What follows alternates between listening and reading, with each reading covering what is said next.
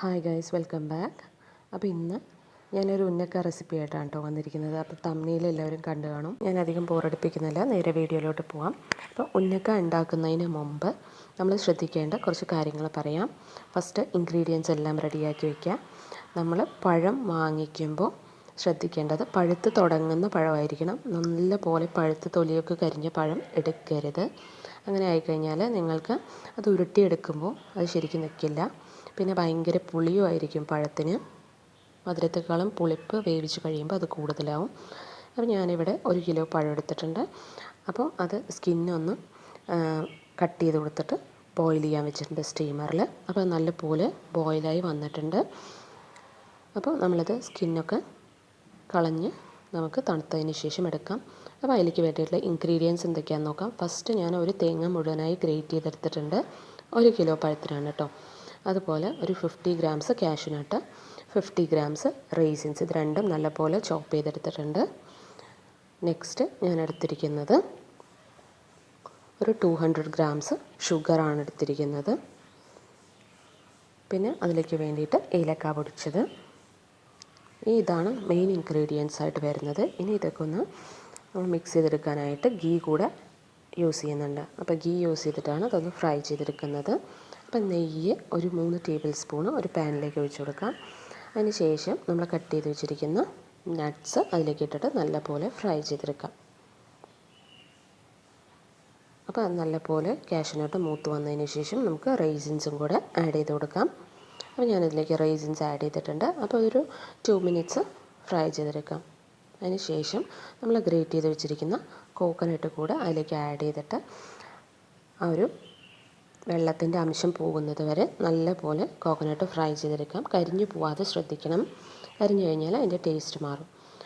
അപ്പോൾ അതിൻ്റെ കൂട്ടത്തിൽ തന്നെ നമ്മൾ 1 ടീസ്പൂണ് ഏലക്ക പൊടിച്ചത് കൂടെ ആഡ് ചെയ്ത് കൊടുക്കുന്നുണ്ട്. അപ്പോൾ നല്ലപോലെ മിക്സ് ചെയ്തെടുക്കാം. മിക്സ് ചെയ്തിട്ട് നിങ്ങൾക്ക് ലാസ്റ്റ് ഷുഗർ ആഡ് ചെയ്യാം. ഷുഗർ ഇട്ടതിന് ശേഷം നിങ്ങൾക്ക് ഇത് സോട്ട് ചെയ്യാവുന്നതാണ്. പക്ഷേ ഞാൻ ഗ്യാസ് ഓഫ് ചെയ്തതിന് ശേഷമാണ് ഞാൻ ഇത് ആഡ് ചെയ്ത് തുടങ്ങി. കാരണം ആ ഒരു നമ്മൾ അതിലേക്ക് ഫില്ല് ചെയ്തിട്ട് നമ്മൾ ഫ്രൈ ചെയ്തെടുക്കുമ്പോൾ തന്നെ അത് മെൽറ്റ് ആയിക്കോളും. അപ്പോൾ അതിന് വേണ്ടിയിട്ടാണ് അങ്ങനെ ചെയ്യുന്നത്. അപ്പം നമ്മുടെ പഴം ഇവിടെ നല്ലപോലെ വെന്ത് വന്നിട്ടുണ്ട്. അപ്പോൾ അത് സ്കിന്ന് റിമൂവ് ചെയ്തിട്ട് നമുക്ക് ആ നടുക്കുള്ള സീഡൊന്ന് മാറ്റിയെടുക്കണം.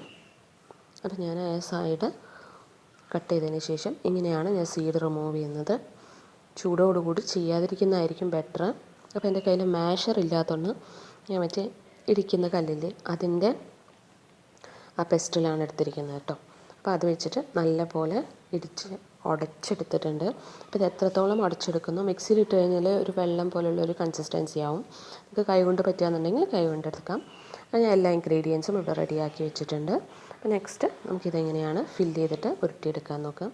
കയ്യിലേക്ക് ആദ്യം കുറച്ച് നെയ്യ് ഇങ്ങനെ പുരട്ടി കൊടുത്തതിന് ശേഷം നമ്മൾ ഈക്വൽ ക്വാണ്ടിറ്റിയിൽ ഒരു കുഞ്ഞ് ബോൾസ് ആക്കിയിട്ട് നമ്മളിങ്ങനെ വെച്ച് കൊടുക്കുന്നുണ്ട് പഴം. അതിന് ശേഷം അതിലേക്ക് 1 ടീസ്പൂൺ അത്രയും മതിയാവും. അപ്പോൾ 1 ടീസ്പൂണ് ഫില്ലിങ് വെച്ചിട്ട് ഇങ്ങനെ പ്രസ് ചെയ്ത് കൊടുക്കാം. എന്നിട്ട് സൈഡ്സൊക്കെ ഒന്ന് ഫോൾഡ് ചെയ്യാം. അപ്പോൾ ഇത് ഉരുട്ടിയെടുക്കുമ്പോൾ ശ്രദ്ധിക്കേണ്ടത് 2 കൈ കൂടെ ഇങ്ങനെ അടുപ്പിച്ച് വെച്ചിട്ട് ഉരുട്ടിയെടുക്കുകയാണെന്നുണ്ടെങ്കിൽ കുറച്ചുകൂടെ ബെറ്റർ ആയിരിക്കും. കറക്റ്റ് ആ പെർഫെക്റ്റ് ഷേപ്പ് കിട്ടും കേട്ടോ. നിങ്ങൾ താഴെ വെച്ചിട്ടൊന്നും ഉരുട്ടാൻ ട്രൈ ചെയ്യേണ്ട.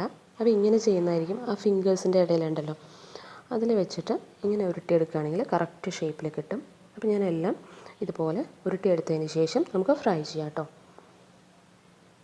അപ്പോൾ ഇത് വളരെ എളുപ്പമാണ്, ഭയങ്കര ഹെൽത്തിയാണ്, ഭയങ്കര ടേസ്റ്റി ആയിട്ടുള്ള ഒരു സംഭവമാണ്. കുട്ടികൾക്കൊക്കെ ഭയങ്കരമായിട്ട് ഇഷ്ടപ്പെടും. ഞാൻ എല്ലാ ഉന്നക്കായും ഇതുപോലെ ഉരുട്ടിയെടുക്കുന്നുണ്ട് കേട്ടോ.